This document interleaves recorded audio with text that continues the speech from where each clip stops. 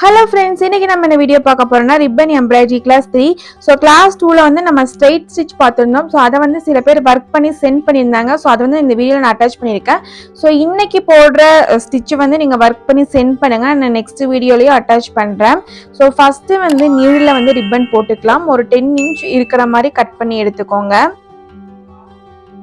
And இந்த ரா edges வந்து நூல் வந்துட்டே இருக்கும். ஸோ அதுக்காக நம்ம லைட்டாக வந்து இந்த மாதிரி ஃபயர் வச்சுட்டு லாக் பண்ணிக்கிறோம்.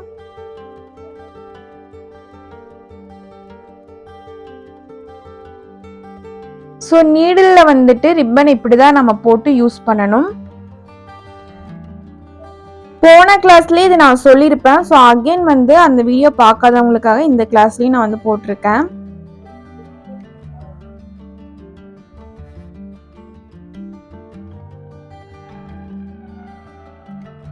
ஓகே, இந்த கிளாஸில் நம்ம என்ன ஸ்டிச் பார்க்க போகிறோம்னா லேசி டேசி எம்ப்ராய்டரி ஸ்டிச் தான்.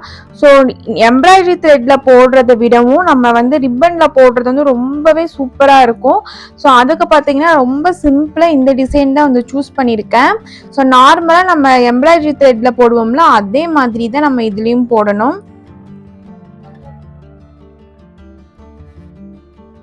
ஆனால் எம்ப்ராய்டரி த்ரெட்டில் வர லுக்கை விடவும் இதில் வர லுக் தான் வந்து ரொம்பவே சூப்பராக இருக்குது. இப்போ அந்த டிசைன் ட்ரேசிங் பார்த்தீங்கன்னா நான் குட்டியாக ட்ரேஸ் பண்ணிட்டேன். ஆக்சுவலாக இப்படி பண்ணக்கூடாது, கொஞ்சம் பெருசாக தான் பண்ணியிருக்கணும். ஏன்னா ரிப்பன் வந்து நம்மளுக்கு கொஞ்சம் பெருசாக இருக்குல்ல. ஸோ அதுக்காக வந்துட்டு இந்த நம்ம எம்ப்ராய்டரி த்ரெட்டில் போடுற மாதிரி டிசைனை வந்து நம்ம குட்டியாக ட்ரேஸ் பண்ணக்கூடாது. ஒரு 6 × 6 இன்ச்சஸ் அதுக்கேற்ற மாதிரி அந்த ஃப்ரேமில் வந்துட்டு நீங்கள் டிசைன் ட்ரேஸ் பண்ணி எடுத்துக்கோங்க. நான் வந்து இப்போ கொஞ்சம் குட்டியாகவே ட்ரேஸ் பண்ணிட்டேன். பட் அதுலேயே வந்து நான் கொஞ்சம் அட்ஜஸ்ட் பண்ணிவிட்டு நான் எம்ப்ராய்டரி போட்டு ஃபினிஷ் பண்ணியிருக்கேன்.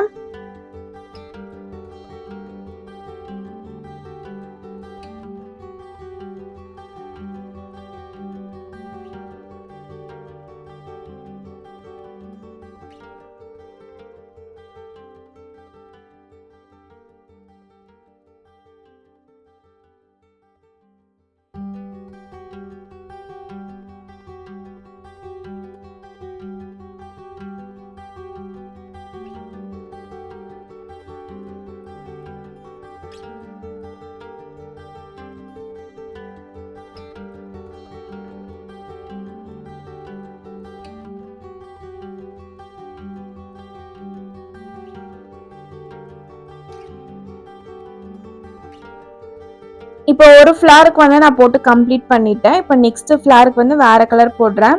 இப்போ லேசி டேசி எம்ப்ராய்டரியை பொறுத்த வரைக்கும் பார்த்தீங்கன்னா ஒரே ஒரு ஃப்ளார் டிசைன் போட நல்லா இருக்காது. ஒரு பஞ்ச் ஆஃப் ஃப்ளார் போட்டால் தான் அதோட லுக்கே வந்து பார்க்குறதுக்கு சூப்பராக இருக்கும். ஸோ அதனால தான் நான் நிறைய ஃப்ளார் வந்து ட்ரா பண்ணியிருக்கேன்.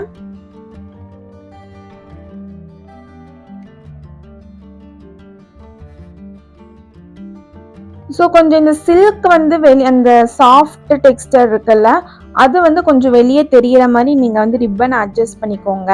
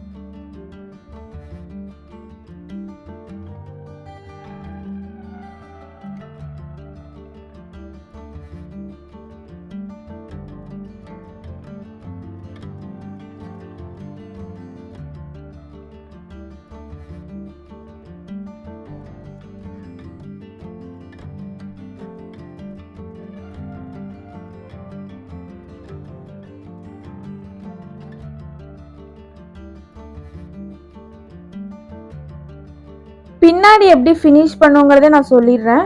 ஸோ இந்த மாதிரி ஆல்ரெடி நம்ம பக்கத்தில் இருக்கிற த்ரெட்டில் வந்துட்டு இந்த மாதிரி நாட் போட்டுக்கோங்க.